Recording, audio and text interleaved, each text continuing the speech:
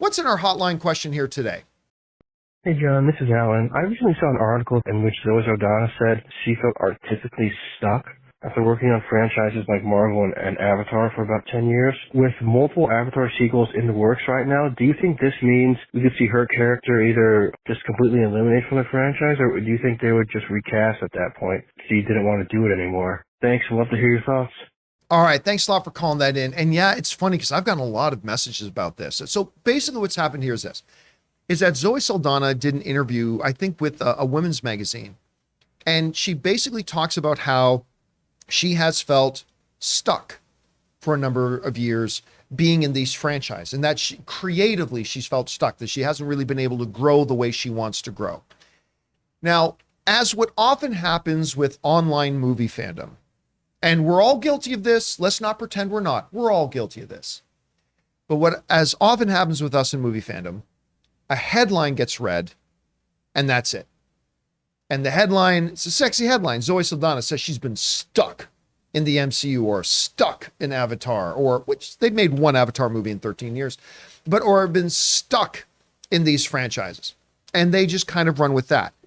The whole context of her comments puts it a little bit better, paints a little bit of a better picture, which is she talks about the fact that she loves these franchises. She's super grateful and appreciative of what they've afforded her to be able to do, but they kind of changed her habits a little bit, and she blames herself for that. She doesn't blame the franchises. She blames herself that they changed her habits and her approach to her work a little bit, which has limited her ability to grow. She does point out that being so committed to franchises like Star Trek, MCU, Avatar, has to some degree limited some of the other roles she's been able to take. Wanda Maximoff, Elizabeth Olsen. She had the same thing. She said the exact same thing, that there have been times that there were really tasty looking roles that she had to pass on because she had commitments to the franchises, right?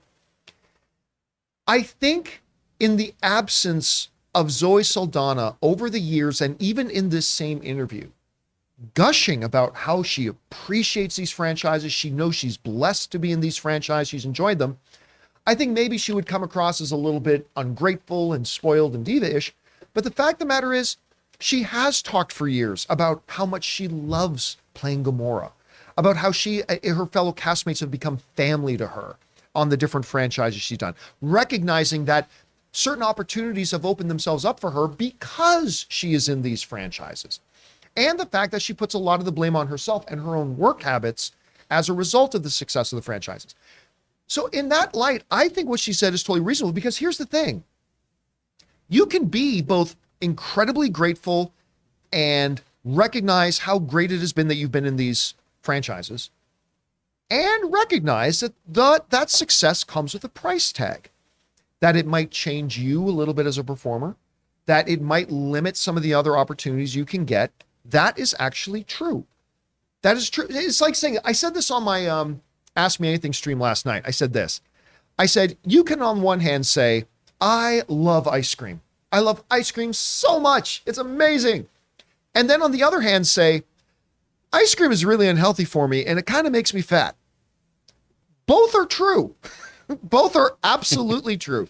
So listen, she is not looking to get out of the MCU. She's not looking to get out of Avatar. They don't need to write her character out. I mean, the plan might be to write her character out after Avatar 3 or Avatar 4. Who knows? The plan might be to kill off Gamora for a second time in Guardians of the Galaxy 3. I mean, that could all be a part of the plan, but nothing in her statements to me suggests that she's looking to get out and she hates that she's been stuck in this thing. If you read the full context, I think what she said is perfectly reasonable. Anyway, Chris, you heard Zoe Saldana's comments. As a working professional in the entertainment industry yourself, how did you interpret it? I mean, it's definitely not a scorched earth kind of comment, right? It's not her just burning every bridge with Disney and Marvel and everything. It's about creative fulfillment a lot of times too. And the best thing for an actor to be is working, right? Consistency is not normal in our lives. And to have consistency is very, very cool and sought after. However, you sometimes then, like you were saying, have to pass on other things that might be more passion projects, that might be really, really amazing things that would stir you as a performer, you know?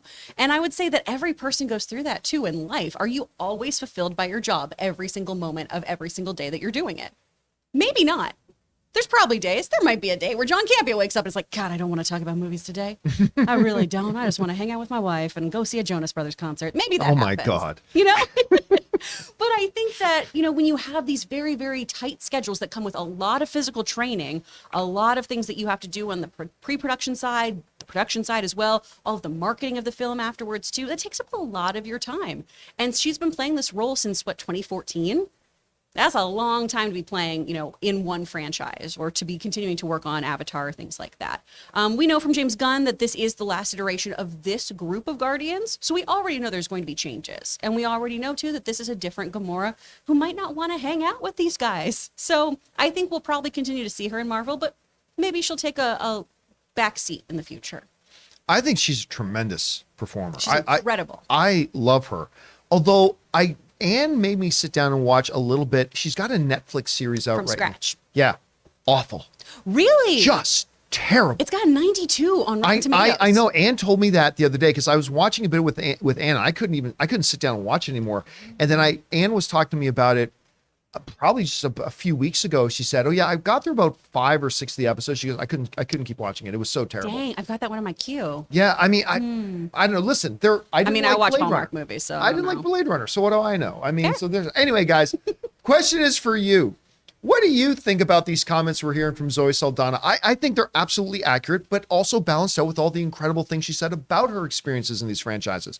I don't know. Maybe you interpret it differently. Whatever you guys think, jump down to the comment section below and let us know your thoughts. Guys, we want to thank a sponsor of this video, Mint Mobile. This holiday season, the best deal in wireless can only be found at Mint Mobile. Right now, when you switch to Mint Mobile and buy any 3-month plan, you get another 3 months for free. Mint Mobile lets you order and activate from home with eSIM, while saving tons on phone plans starting at just $15 a month. You guys know I've been using Mint Mobile long before this holiday deal, and I have to say it is the perfect time to switch. I have absolutely loved using Mint Mobile, and like I've told you guys many times, I am now spending less than 1/3 of what I used to spend under one of the other major mobile carriers. And now with the whole buy 3 months, get 3 months free deal, it's even better. All of their plans come with unlimited talk and text, plus high-speed data delivered on the nation's largest 5G network. Use your own phone with any Mint Mobile plan and switch easily and effortlessly with eSIM. Or if you need a new device, for a limited time, get 6 months of free service when you buy a select device and plan. So guys, for a limited time, buy any 3-month Mint Mobile plan and get 3 more months for free by going to mintmobile.com/Campea. That's mintmobile.com/Campea. Cut your wireless bill to $15 a month at mintmobile.com/Campea.